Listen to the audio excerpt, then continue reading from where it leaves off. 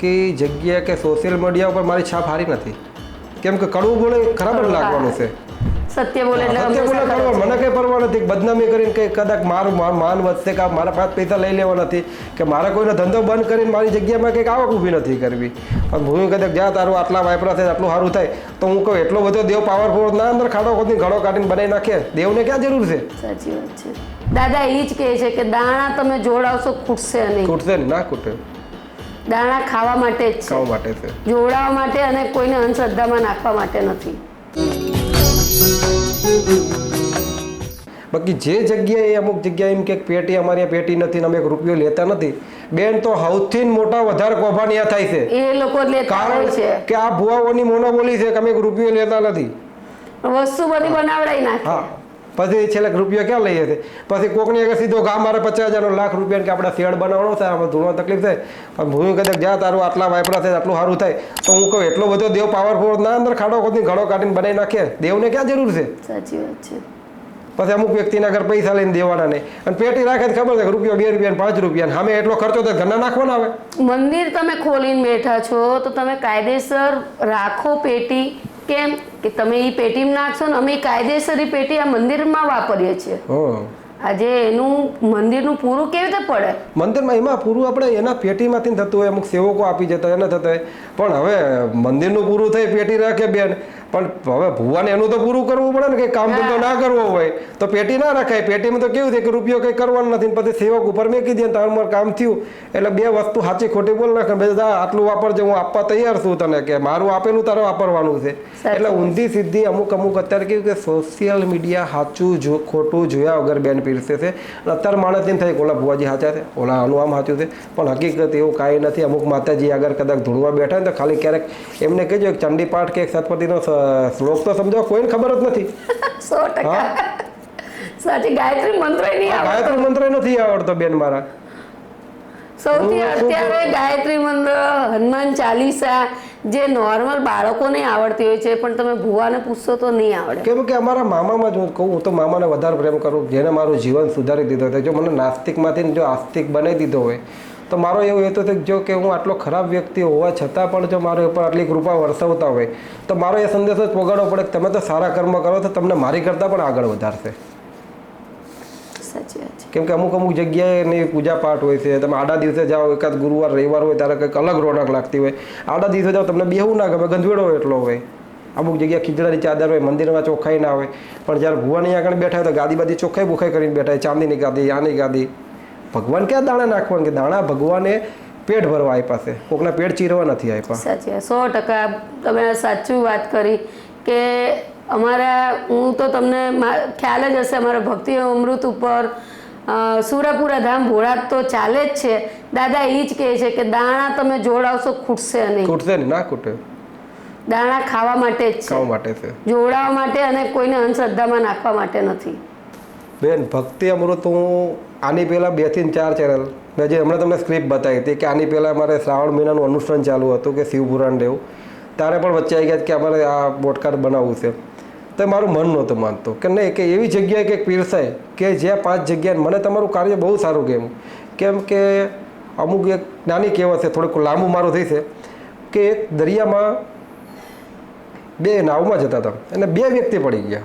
એક બીજા ધર્મનો હતો અને એક આપણા ધર્મ સનાતની હતો. એ વારે ઘડીએ ઘડીક આનું નામ લે, ઘડીક ફલાણાનું નામ લે, ઘડીક હનુમાનજીનું નામ લે, પણ એને કોઈ દેવ કાઢવા આવ્યા નહીં.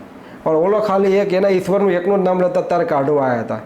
એટલે તમે જે કાર્ય કરો છો બહુ સારું કાર્ય કરે છે. કે એવું નથી કે આજે રવિવાર છે, મંગળવાર છે, પણ આ જે ચેનલથી અમુક જે આસ્થાને લઈ કે તમે જે પીરસી રહ્યા છો એ ખરેખર સમાજ સેવાનું છે. કે હિન્દુ ધર્મ જાગે અને કઈ જગ્યાએ ખોટા તાવીજ બંધાવવા ના જાય. કે આપણા હિન્દુ શાસ્ત્રોમાં પણ એવા ધર્મ છે કે એવી સનાતની જગ્યા છે કે એના માર્ગ ઉપર ચાલવાથી પણ સારું કાર્ય થવાનું. અને તમારા ચેનલ માધ્યમથી કે અમુક વ્યક્તિને નથી ખબર કે મામાદેવ શું કહેવાય, અમુક જગ્યાએ માતાજીનો સાચો ઇતિહાસ શું કહેવાય, પણ તમે જે બતાવી રહ્યા છો ને ખરેખર બહુ એટલે બહુ સનાતન ધર્મને સારું લાગે ને એવું કામ છે.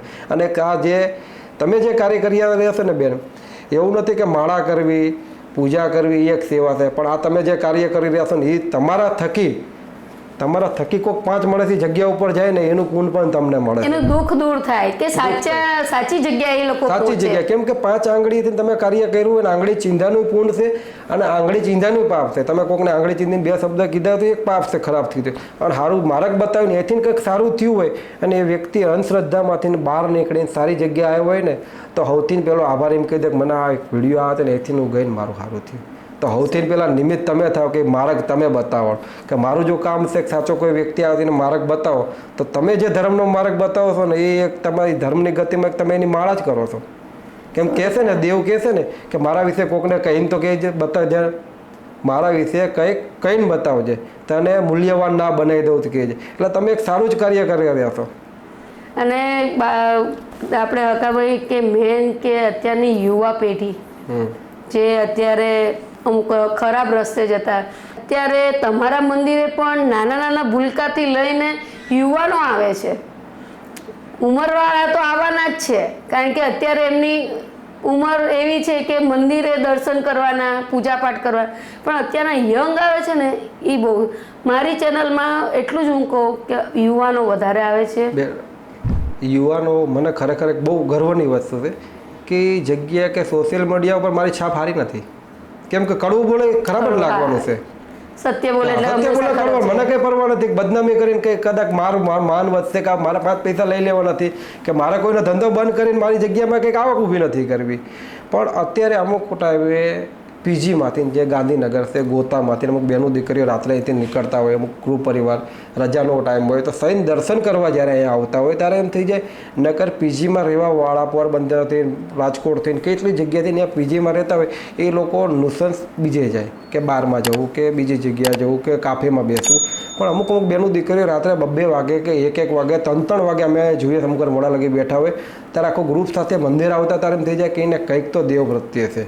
આ કોરોના પછી જે ભૂવાનો વિકાસ થયો છે એ તો સાચું જ છે કે ખોટા ધતિંગનો જ વિકાસ થયો છે. પણ છેલ્લા 10 વર્ષથી હું સતત માર્કિંગ કરું છું બેન કે પહેલાં જ્યારે હું અજ્ઞાની હતો ત્યારે કોઈ ધર્મ વિશે આટલું જ્ઞાન નહોતું. પણ અત્યારે તમે જોઈ લોજો કે મંગળવાર હોય, રવિવાર હોય, સોમવાર હોય, 100માંથી તમારે કદાચ 100 ફ્રેન્ડ હશે ને અંદર 100 જણનું ગ્રુપ હશે. તમે 100 જણની તમે સ્ટોરી જોજો, 100માંથી 95 જણાની સ્ટોરીમાં ભગવાનનું તો હશે જ. 100% 100માંથી 95 જણાનું તો હશે જ. તેની 95નું જોઈને બીજા તે 5 જણ પાછા વળશે. અને આપણે જાગવું જ પડે. આપણા સનાતન ધર્મમાં છે, આપણા હિન્દુ ધર્મમાં છે. અત્યારે આપણા જ ધર્મના લોકો ડાયરામાં કામાં તેમાં ખોટો આપણો મજાક બનાવી દેશે. અને અત્યારે આપણે બીજી જગ્યાએ જઈએ, માથા ટેકાને કોઈ જગ્યાએ જરૂર નથી. આપણો જે ઘરે છે ક્યાંય તમે ના જઈએ કે એવું નથી કે મામાની જગ્યાએ જાઓ બીજાની જગ્યાએ જાઓ, પણ તમારા કુળદેવી છે એની આગળ એનું ભજન કરીને એને પગે લાગી નીકળો. તમારે ક્યાંય દાણા જોરાવાની જરૂર પડશે નહીં. તમને તમારું કરમ જ નડશે. કરમ લોઢાને કાપે અને કરમને કાપે. સાચી વાત છે. જેને લેવું હોય એ પણ પડશે. અને એ ખોટી વાત કરશે કે ભાઈ તમારા પિતૃએ કરેલું છે, તમારા કુટુંબે કોકા કરેલું છે, કુટુંબમાં રાગ નહીં રહેવા દે, છેલ્લા વિધિ કરવી પડશે, આ મૂળો બાંધવો પડશે, 15,000નો મૂળો બાંધવો પડશે, ઘરે આવશે એટલે લાખ રૂપિયા ખર્ચો થઈ જાય. હવે એક માણસ બિચારો આટલો પીડારો છે, છેલ્લે ભૂવાનો એમ થઈ જાય છેલ્લે 500,000 રૂપિયા. મેં એવા કિસ્સા જો બેન રોતા હોય ને અમુક ભાડાના અમે પૈસા આપે છે કે 500,000 રૂપિયા પણ છેલ્લે એની આગળ પડાઈ લે છે. ભૂવાનો જીવ કેમ હાલે છે? ભૂવા હકીકતમાં કહો ને હું અમુક આવતું ને કે બોલો પેપરમાં આવતું હોય બેન કે આટલા અમદાવાદ વિસ્તારમાં આટલા ભૂવા પડ્યા, બરાબર. એટલે અત્યારે અમુક એ બધા ભૂવા નથી કહેતો, પણ અમુક ભૂવા એ આના લાયક જ છે કે ચોમાસામાં બહાર આવે ને એ પ્રમાણના જ ભૂવા છે કે ભૂવા એને માણસોને ખાડામાં પાડશે. અને અમુક ભૂવા એવા હમણાં નકલી બની બેઠા છે ઢોંગી લોકો કે એ સમાજને ખાડામાં નાખશે, પૈસાની રીતે, આર્થિક રીતે એ રીતે જ અંદર નાખશે કે પૈસા. કેમ કે દેવને ક્યાં પૈસાની જરૂર છે? ઉપર જઈશો તમે થાળ ધરો છો તો દેવ તમારું થાળે ખાવા જમવા નથી આવતા. ભાવ જ્યારે તમારો અંદર ભાવ ના હોય અને રસોઈ હકીકતમાં તમે કોઈ પણ જગ્યાએ મંદિર જાઓ તમારા ઘરથી ભાવથી બનાવી જાઓ ને એ સ્વીકારે, બાકી વાસી રસોઈ એને નથી ચાલતી. હિન્દુ ધર્મ આપણો જોડાયેલો રહે ને એ જ સૌથી મોટી વાત છે. કારણ કે હિન્દુઓને કેવું દુઃખ પડે એટલે એવું નથી કે આપણા ભગવાન કામ નથી કરતા, એ તરત બીજી જગ્યાએ દોડે છે. એ ખોટી વાત છે. એક બનીને તમે રહ્યો બેન. મેં એવું કીધું લાગણી રાખીને આવ્યા હોય ને તો માગવાની જરૂર ના પડે. પણ અત્યારે કેવું છે ઓપ્શન, ખારું અહીંયા નહીં થયું બીજે થારું થઈ છે ને, એ ઓપ્શન મગજમાંથી કાઢી નાખો કે આટલા હજારો માણસો આ જગ્યા ઉપર જે પણ જગ્યાએ જાય ખાલી ખાવા જ નથી જતા ને, કંઈક તો એવું છે ને. મારે ભાઈ હું નામ મારે નથી દેવું, પણ હું એમ કહું છું કે બીજા કોઈ કોમના છે કોઈ દિવસ તમારા આપણા મંદિરે આવે છે? નથી આવતા. આવતા. બરાબર. પણ તો તમે લોકો આપણા હિન્દુઓ થઈને તમને એટલી આપણા દેવી દેવતા ઉપર તમને વિશ્વાસ નથી કે આપણું કામ નહીં કરે, તો તમે બીજા અધર્સ મંદિરે કેમ જાઓ છો? બેન, આમાં મોટો ભાગ કોણ ભજવે ખબર છે? કાન ભરવાવાળા. તમને સારી વાત ભર દે ને તો તમને વખાણ થઈ જાય, ખોટી વાત ભર દે એટલે તમને હાલતા કોકની યાર વેર થઈ જાય. એટલે એકનું કંઈક થયું છે ને બીજાને કહે છે અમારા ભુવાને ગયા તો સારું થયું, એટલે ઓલાને એમ બીજી જગ્યાએ જતો હોય છે એનું મન ભટકી જાય છે. મન ના ભટકવું જોઈએ, ભલે મોડું થાય, પણ દેવને આપણે કામ હોઈપું છે, આપણા કોઈ નોકર નથી, પણ એના ઉપર છોડ્યું છે ને જે કરશે જેવું કરશે મારી માટે ઉચિત જ હશે.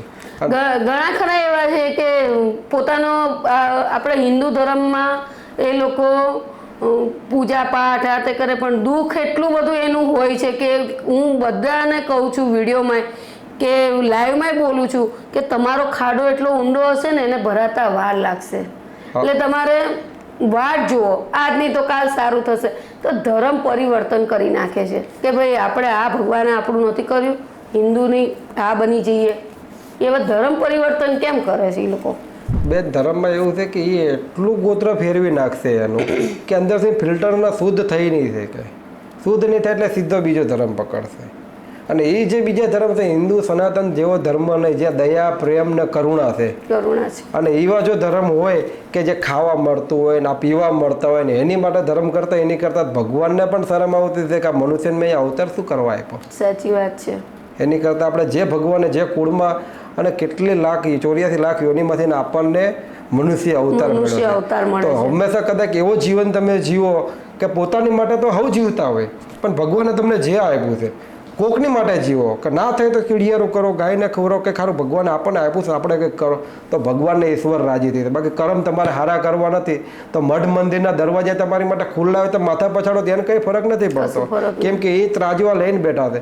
તમે કોઈ દેવ આગળ જાઓ અને પર માટે ખાવાનું માંસ મટન ના ખાવાનું કાર્ય કરતા હોય તો ભગવાને એટલું તો વિચારે કે તે કોઈની ઉપર પરિવારવાળા ઉપર દયા નથી રાખી, તું કાની મારી ઘર દયાની આશા રાખે. એટલે કરેલા કર્મ બધાને ભોગવવા પડે છે. આદિ અનાદિકાળ છે, તમારા કર્મનો ન્યાય કરે છે. હા, કેમ કે અત્યારે જ મળે છે, તમારી સામે જ મળે છે. અત્યારે તમે ઘણું ખરું જો તો માણસનું ઉપર ચડાય છે અને તમારી સામે તે ફટકાણો હોય છે. કેમ કે જ્યાં લગે માણસ જ્યારે રસ્તેથી સ્ટેબલ થઈને ઉપર ચડતો હોય ને ત્યાં લગીનું મગજ શાંત હોય, હાવભાવ સારો હોય, પણ જ્યારે ઉપર આવી જાય એટલે હું આવી જાય પછી બીજાને દબાવવા. પણ હંમેશા જીવનમાં આપણી આર્થિક પરિસ્થિતિ જ્યારે આપણે સારું ના હોય તો જીવનમાં આપણો અતિકાલ કોઈ દી ભૂલવો નહીં કે આપણે શું હતા અને અત્યારે શું છે. તો એ જ વસ્તુ આપણે યાદ રાખવાની જરૂર છે કે અત્યારે આપણે જે છે ઈશ્વરની કૃપાથી છે. આપણે અત્યારે કોઈ મદદ કરવાવાળું નહોતું તો અત્યારે માણસ વિચારે કે મારું કોઈ નથી કર્યું, મારે ક્યાં કોઈની મદદ કરવી. પણ એ રખાય કે મારું કોઈ નહોતું કર્યું પણ મને ભગવાને સક્ષમ બનાવ્યો છે. ભગવાન એટલું જ કે હું 5 જણાને સાચવી શકું ને તારી શકું ને મમ્મા તો જ મને આટલું દેજે. એમ 5 નહીં પણ એક ગરીબને વ્યક્તિને ચાતરી થાય ને તમારા કર્મ સારા થાય. કર્મથી મોટું કોઈ નથી. કેમ કર્મ પીડા એ ઈશ્વરી પીડા કરતા મોટી વસ્તુ. અને ઉપર જો પૈસાનો હિસાબ નહીં થાય, તમે હું કર્મ કર્યા ને એનો હિસાબ થશે. તો હકાભાઈ, તમે અમારા પોડકાસ્ટમાં તમે જોડાયા એની માટે ખૂબ ખૂબ આભાર. ભક્તિ અમૃત તમારો આભાર માને છે. જય દાદા, જય માતાજી. મામાદેવ માતાજી તમારા જીવનમાં ખૂબ એટલે ખૂબ પ્રગતિ કરાવે મામાને હૃદયપૂર્વક પ્રાર્થના. અને અવારનવાર કંઈક મામા આવો મોકો આપશે તો આપણે મળતા રહીશું અને આવી જ વાતો કરતા રહીશું. જે સત્ય છે, જેને જે કોમેન્ટ કરવી પડે, જે સારું લાગે એ કરો, મને કાંઈ ફરક નથી પડવાનો. તો મિત્રો, તમને અમારો આ પોડકાસ્ટ વિડીયો કેવો લાગ્યો તો લાઈક કરજો, શેર કરજો, સબસ્ક્રાઈબ કરજો. નવા હોય તો સબસ્ક્રાઈબ કરી લેજો. તો જય દાદા, જય માતાજી, જય મા મોગલ અને જય મામાદેવ.